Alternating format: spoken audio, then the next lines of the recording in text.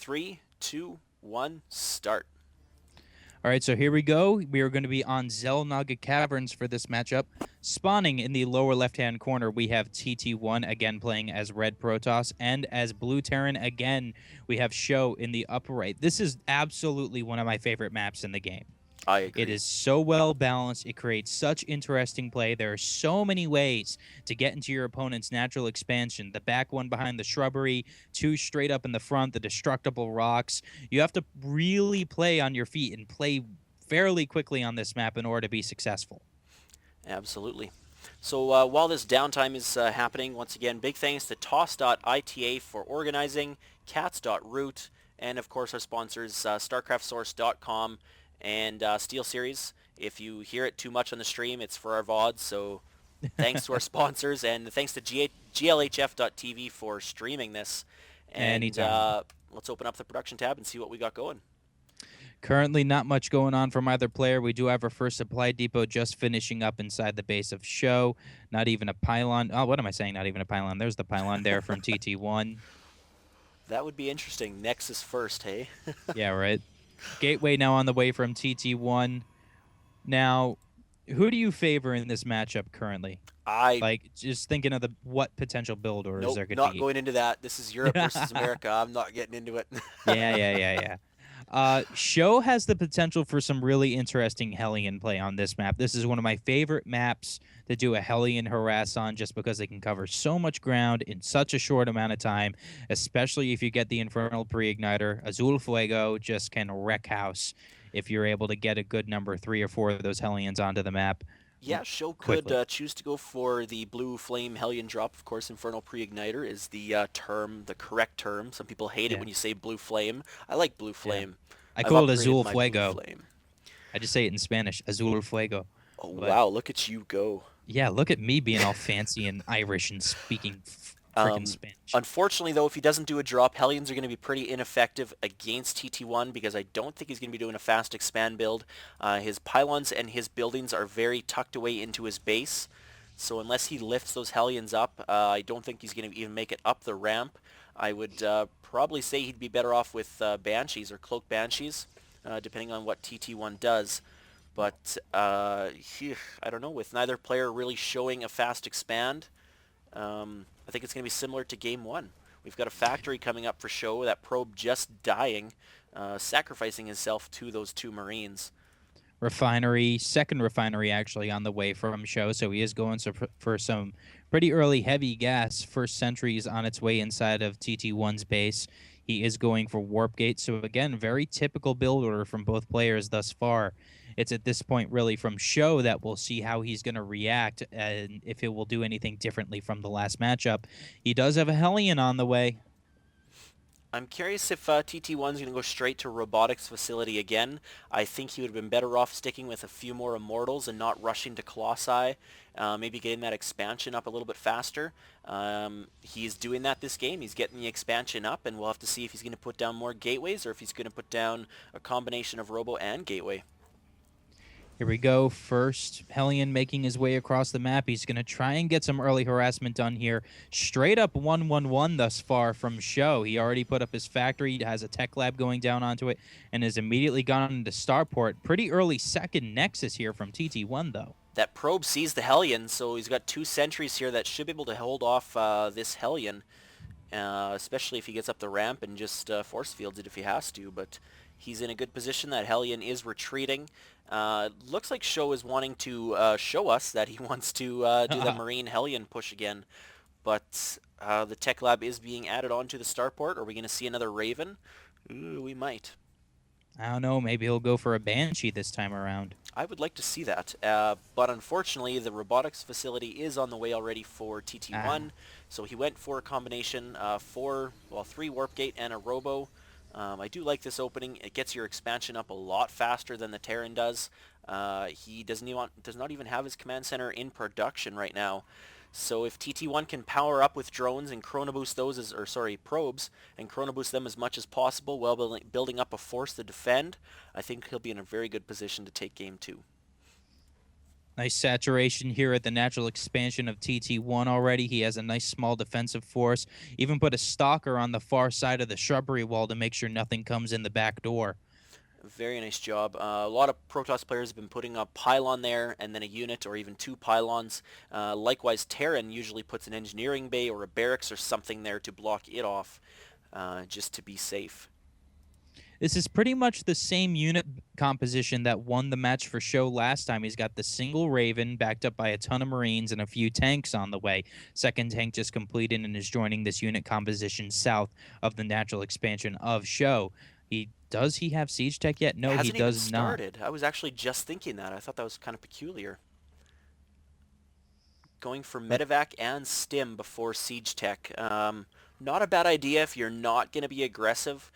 You really don't need siege tech this early in the game to defend with this many Marines, and especially if you have a Raven out in the field as well. But he should be starting it if he's pushing out, because he is going to want to slow push with those. Wow, some kind of all-in here push by Sjow. SCV's coming off. I am not surprised by this at all. This is the same unit composition that won it for him last time. There's no reason it shouldn't work for him this time, especially with the SCVs to repair those tanks. He just wants to get as much early damage as he can. He's expecting stalkers, obviously having this Raven at the front lines with nothing this early on. He's probably just expecting gateway units. Problem So is that this is not effective. Huge. He's going to lose a lot of SCVs, and he's already down 10 harvesters right now. So here comes the engagement. Lots of probes are dying off. Those Hellions are doing tons of damage, but the Zealots with the force fields are just ripping apart the units. But the force fields were actually bad.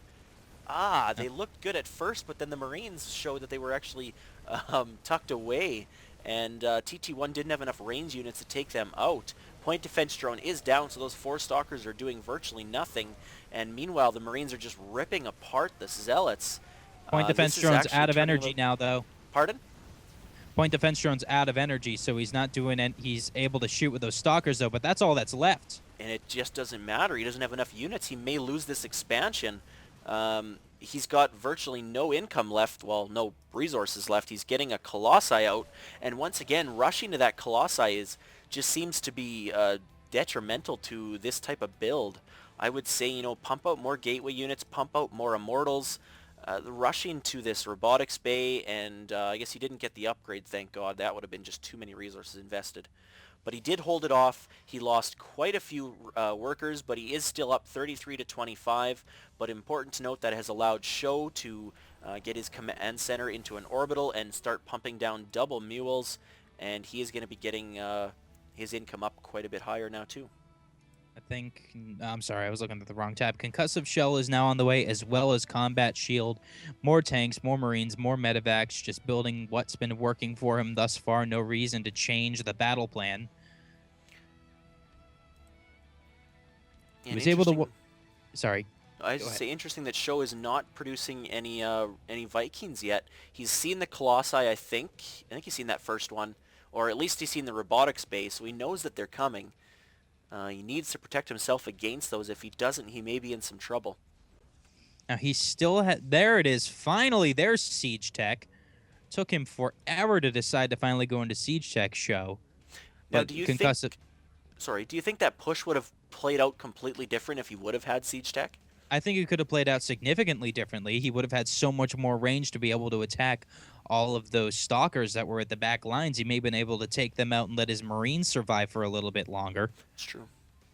Wow, look at this. We have double Stargate on the way from TT1. He's putting a huge amount of his economy into this. But there's another push coming, so this is really bad timing right now for TT1 to put so much economy into two new buildings. If we look at the units tab, Sjow is up 93 to 76 with a considerably larger army. Tech advantage kind of goes to TT1 if he can get this third Colossi out. But if Siege Tech finishes and he gets those Siege Tanks in good positions with the Marines protecting them, I really don't know what TT1's going to be able to do to hold this off. Here come those three Siege Tanks. Siege Tech has just completed. He'll be able to siege those up at the back lines, pull units forward, and he'll be able to take out that pylon for free, no problem. Nothing can come within the range of where these Marauders are now. Nice job moving a couple Marines and Marauders here to take out the eastern side of his natural expansion. Meanwhile, TT1's going for a flank. I really like this. Getting by a lot of those Marines to try to take out these tanks as quick as possible. Needs to have those Colossi focus on the Marines. The Marines all go down and the tanks are dead as well. Point Defense Drone with full energy down, just sitting doing nothing, being like, hey, where's all these stalkers that I'm supposed to protect against? But there are none. Auto turret goes down as well. There's a couple Vikings out in the field. He did have a good timing on those Vikings. Could have been a few seconds earlier to help hold off that push or that resistance. First Void Ray out. This is interesting. There's been quite a few Marines and Vikings as well, but the Void Ray is chasing off these units. Point Defense Drone's denying these stalkers currently. He's trying to attack this one auto turret, but it's not doing anything. Auto turret might get a kill here. Auto turret definitely got a kill on that stalker, or at least an assist. And Now here the Void goes Ray goes down. He's not producing a second one. Currently, TT1's got no army in production, so Sjow is in a commanding lead right now, and this Colossi goes down fairly quickly to these Vikings. and this is one of the strongest tactics you can do here. A pair of Marauders with concussive shell are just absolutely brilliant to work against a bunch of Zealots. Oh, cue the Benny Hill music. That Marauder just totally juked out that Zealot. Corona boosting 2 Phoenix out right now. That will help combat the Vikings if he's going to have another Colossi out, which is about 60% of the way done. But he's lost all mining at this expansion here now, and this Nexus is in danger of going down. Those Phoenix are just taking too long to come out. They have not had that reduction in build time quite yet. But it's getting scary. This is very, very close here. The Vikings, TT1 has to fend this off. the Vikings are going to go down. No, the one Viking's going to survive. Or will it? Ooh, that's close. The Colossi is going to get taken out quickly by the siege tank if the Zealots don't clean it up quick enough. Those And 2 there. Phoenixes were taken out too. There it is. TT1 GG's. So that is it for Game 2 here on Xel'Naga Caverns. The Europe versus America show match. We're not going to spoil the past results because the VODs probably don't want to hear it. But yeah, Europe in this series, in this set, is up 2 games to nothing. Absolutely dominating from